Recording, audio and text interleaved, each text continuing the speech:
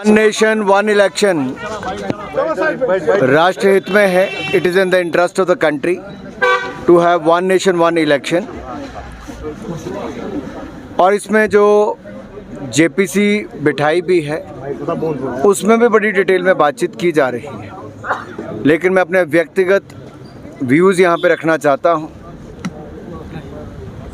भारत में लोकसभा चुनाव जैसे 2024 में हुआ, उससे ठीक 4-5 महीने पहले छत्तीसगढ़, मध्य प्रदेश, राजस्थान ऐसे 3-4 राज्यों में चुनाव हुए। खर्चा भी कम होगा, समय भी कम खराब होगा और जो वोटिंग परसेंटेज है वो भी बढ़ेगी।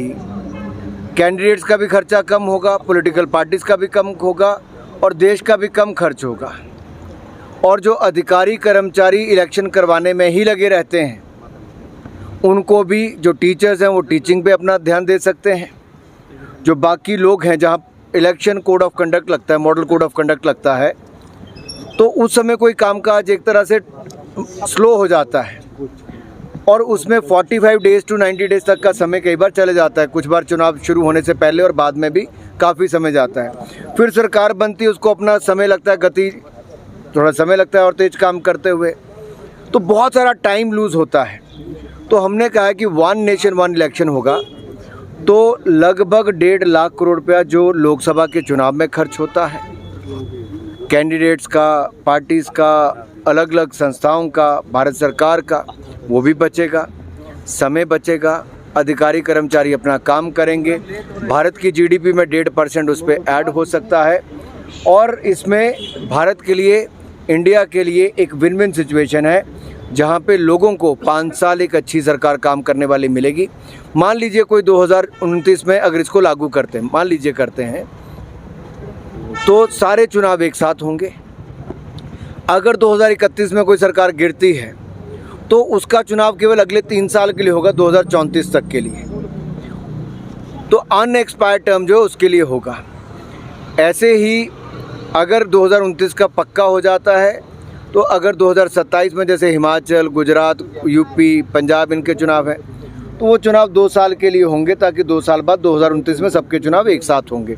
इस तरह की उसमें प्रपोजल है ताकि राज्यों के और लोकसभा के चुनाव इकट्ठे हों और उससे देश को भला हो। सर, वायनाड का हमारा वायदा है, स्टेटहुड जम्मू कश्मीर को मिलकर ही रहेगा। सर, लास्ट 10 ईयर्स से डायरेक्टली बीजेपी जम्मू में नक्सलवाद, आतंकवाद के खिलाफ कड़ी कार्रवाई हो रही है। जगह जगह नक्सलवादियों को मारने का काम हो रहा है, गिरफ्तार करने का काम हो रहा है। बहुत सारे नक्सलवादियों ने अपने हथियार भी छोड़ दिए। यहाँ पे जम्मू कश्मीर में भी अगर आप कश्मीर को देखेंगे तो बहुत राहत पहले से मिली है। अगर जम्मू के कुछ हिस्सों में अगर ऐसा प्रयास किया गया तो उसके खिलाफ भी हमारी सिक्योरिटी फोर्सेज ने कड़े कदम उठाए हैं। आतंकवाद के लिए कोई जगह नहीं है। बीजेपी है zero tolerance policy against terrorism. Sir, what about कोई दबाव हम लोग किसी पे नहीं बना रहे। हमारे राष्ट्रीय अध्यक्ष ने बहुत स्पष्ट कर दिया है।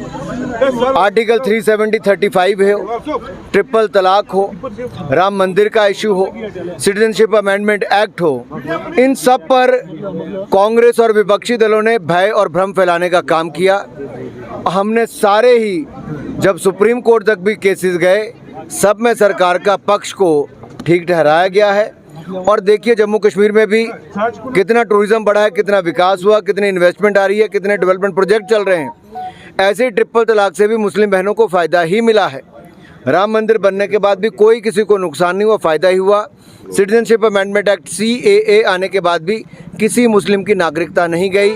ये विपक्ष के लोग झूठ बोलते हैं और राहुल गांधी जी तो विदेश में जाकर भी भारत को बदनाम करने का काम करते हैं। हिंदुस्तान की ज़मीन पर राहुल गांधी चुनाव हारते हैं और हिंदुस्तान के खिलाफ एजेंडा विदेश में जाकर चलाते हैं। आखिरकार अंकल सैम से उनको पूछना पड़ेगा, ये जो सैम पित्रोदा हैं, उनके गुरु और अंकल सैम, उनसे राहुल गांधी जी को पूछना और क्लैरिटी लेनी चाहिए। उन्होंने कहा था कि बाबा साहब अम्बेडकर का संविधान बनाने में कोई योगदान नहीं, और हिंदुस्तान में राहुल गांधी जी बाबा साहब अम्बेडकर की फ़ोटो लेके चलते हैं। तो क्या है उनका स्टैंड? उन्होंने कहा था वेल्थ की रीडिस्ट्रीब्यूशन होनी चाहिए सैम पित्रोदा ने, तो राहुल गांधी जी को क्लियर करना चाहिए क्या है उनका स्टैंड। एक नहीं अनेक बार सैम पित्रोदा के बयान हिंदुस्तान के खिलाफ आए और राहुल गांधी जी के मेंटर हैं, गुरु हैं, और उनसे वो इंस्पिरेशन लेते हैं, तो उनको बताना चाहिए कि क्या मजबूरी है।